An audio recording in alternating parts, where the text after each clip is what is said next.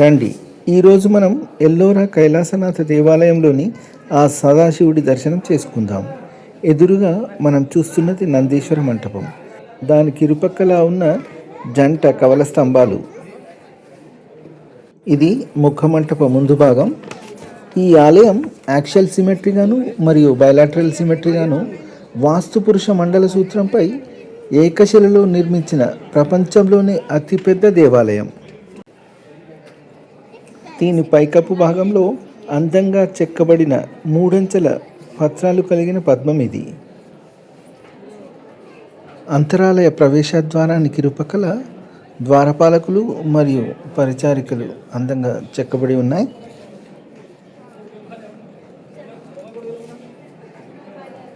సాక్షాత్తు ఆ పరమశివుడి పరమ పవిత్రమైన కైలాసంలోకి అడుగు పెడుతున్నామా అన్నంత పెద్దగా ఉన్న ప్రధాన ప్రవేశ ద్వారం ఇది. అది దాటగానే ఒకదాని డిజైన్ ఇంకొక దానికి చెక్కకుండా ఉన్న 16 స్తంభాలు కలిగిన సువిశాల అంతరాలయం ఉంటుంది. దీని పైకప్పు భాగంలో సుందరమైన నటరాజమూర్తి శిల్పం దర్శనమిస్తుంది.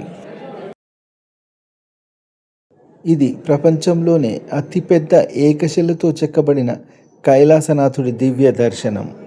ఓం నమ శివాయ.